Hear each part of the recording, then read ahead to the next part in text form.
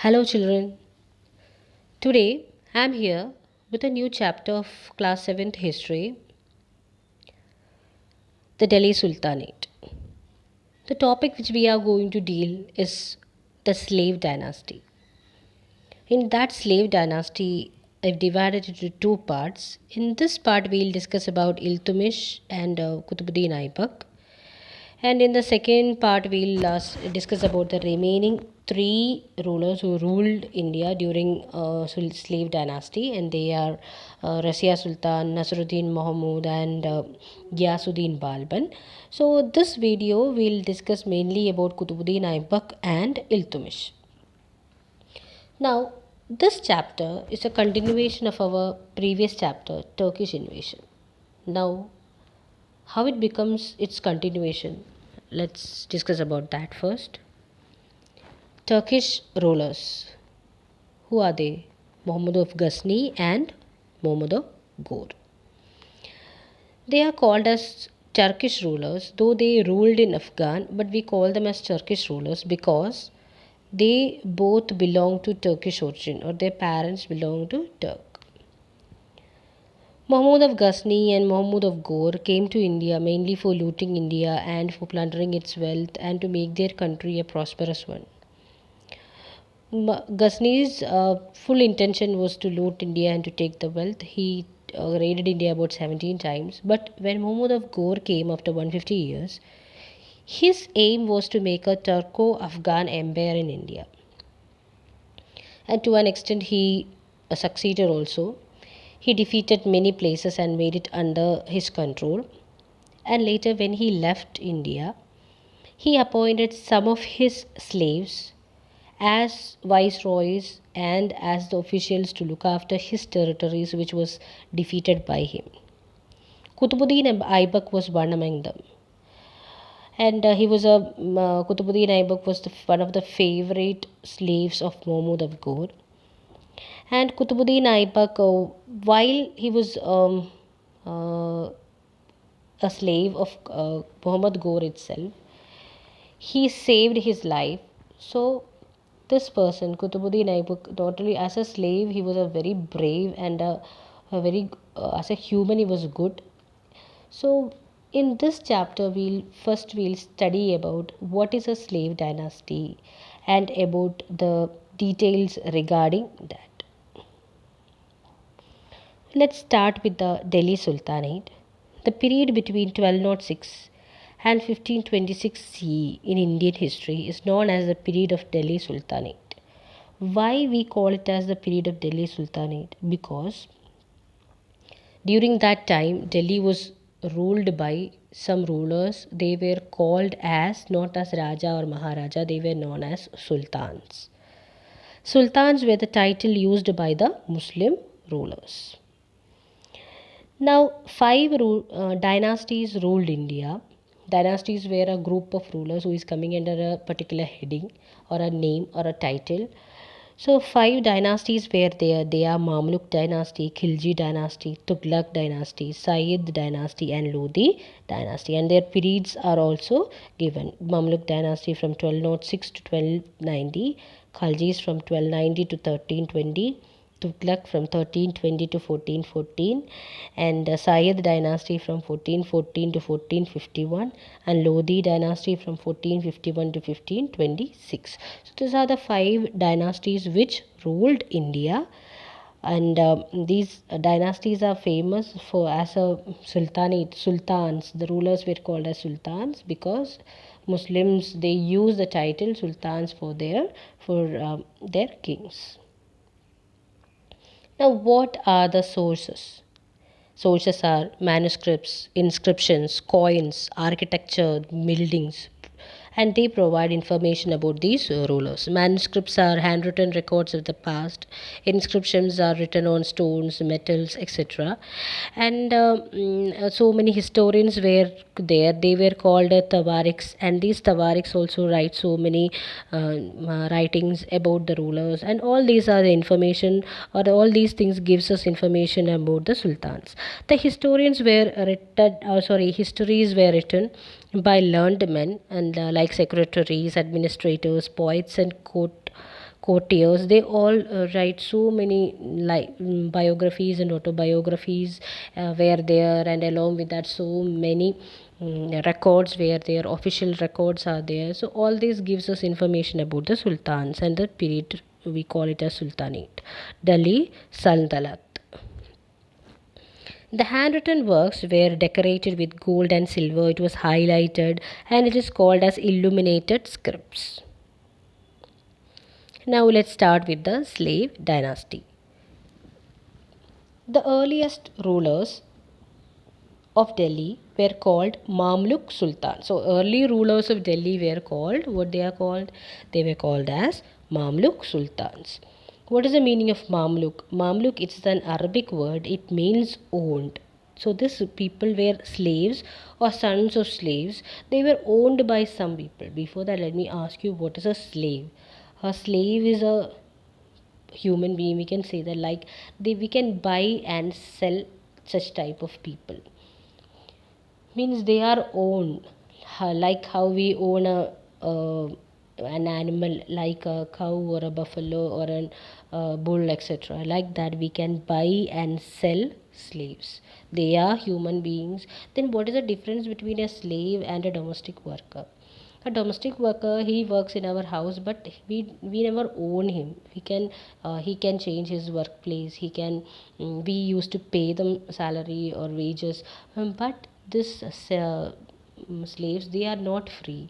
If we buy them, that means they have to work for us till their death, and we sell them, they'll become the person who buy them will become their master.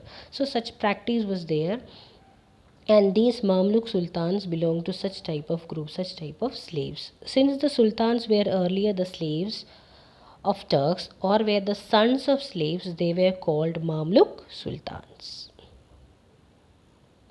Now, Qutbuddin Aibak, you can see his picture. The slave dynasty was founded by Qutbuddin Aibak. He was a slave. He was a slave of Muhammad of Ghori. Now, he became the ruler after the death of his master in 1206 by his courage and ability. I've explained to you about all that incidents, and he was how the slave became the ruler. He was the governor, and when Qutbuddin Aibak, Muhammad of Ghori expired, he became the independent ruler. Okay. So that is the main thing. That means earlier he was a viceroy. First he was a slave of Muhammad of Ghor, and then he became the governor of India, which are the areas which was defeated by Muhammad of Ghor. And the third stage is he became the Sultan or the ruler of India. In Delhi, mainly those areas which was under the control of Muhammad of Ghor. Now, buildings built by him, we can say that there are three in number. Two are very important. Adai Din Ka Jhopra at Ajmer, Quiet ul Islam Mosque, it's in Delhi, and he started the construction of Qutub Minar, but it was completed by Iltutmish. This minaret was named after Qutbuddin Bakhtiar Kaki. He was a Sufi saint, and Muhammad of Ghor, he died in 1210. Now let's see the images of Adai Din Ka Jhopra here, and the sanctuary of Quwat ul Islam Mosque. Next one is Iltutmish. Qutbuddin Aibak was succeeded by his son Aram Shah. Aram Shah was overthrown by Iltutmish, a slave and son-in-law of Qutbuddin Aibak. Iltutmish was the governor of Bihar at that time. And while he was looking after Bihar, that time Qutbuddin Aibak he died because of while playing polo, he fell from a horse, and it was an accidental death. And after that, after the death of Qutbuddin Aibak, his son Aram Shah became the ruler. He was an incapable ruler. So at that time, Iltutmish, he was the son-in-law of Qutbuddin Aibak. So he came to Delhi and he overthrew Aram Shah and he became the ruler. Iltutmish. He undertook a number of conquests. He defeated Rajput ruler of Ranthambore, Ajmer, Gwalior, Malwa, Ujjain, Mandu, etc. was under his control. He suppressed the revolt in Bengal. He also defeated the ruler of Multan and Yaldos of Ghazni. He recovered all the territories which had once formed a part of Muhammad Ghazni's empire. So he was a very powerful ruler. Now the next one is about how he saved India from Mongol ruler Genghis Khan. Iltutmish saved his kingdom from the threat of Mongol leader Genghis Khan. He used his diplomacy to save his kingdom. In 1221, Mongol ruler Genghis Khan conquered many parts of Central Asia and chased the ruler of Khwarezm. The Mongol came right up to the bank of Indus River, and it was a threat for Iltutmish's empire. The ruler of Khwarezm, he requested Iltutmish to protect him and give him shelter, but sensing the danger of Mongol attack on empire, he diplomatically refused to give him shelter, and this pleased Genghis Khan, who went back without attacking Iltutmish. So like that, he saved his empire. Iltutmish received letter by investiture from Abbasid Caliph, and this was a formal recognition of his independent position as a sultan. He have done like this because another problem faced by him was many of the nobles, they did not accept him as a ruler because he was a slave. His origin was from a slave family, so they were not interested to accept him. So he wrote a letter to Abbasid Caliph, and he for recognizing him as a sultan. Iltutmish organized a group of 40 Turkish nobles, and it's called Chalisa, or corps of 40 slaves. He distributed all high offices among these 40 slaves and 40 nobles, and called them as corps, a group to look after his empire, and every high officials are among this 40 people. So like that, he have made an organization to look after his empire. Now about his land revenue or his income, Iltutmish introduced an efficient system of collecting land revenue. He divided his empire into numerous big and small pieces of land. It's called iktas. Ikta were assigned to the nobles and officers in lieu of cash salary. At that time, cash salary was not given, land was given. They can do agricultural activities, and whatever is produced from that, a percentage will be given to the king, and the remaining they can take. Ikta was administered by an officer called Iktidar, who collected land revenue, and he issued a silver coin. The name of coin is Tanka, and a copper coin is Jittal. Very important, learn that. He issued silver coin Tanka, and the copper coin is called Jittal. So that is all about our Iltutmish and Qutbuddin Aibak. Now we'll start with Razia Sultan in our next part of our video. Now only this type of PowerPoint videos are only available in the YouTube channel, so please do subscribe it, and a lecture class will be uploaded later. Now see the exercise questions. This you can write in your copy, and you can underline in your textbook, and you can learn that. The word Mamluk is an Arabic word that means dash. Qutbuddin Aibak was the slave of dash.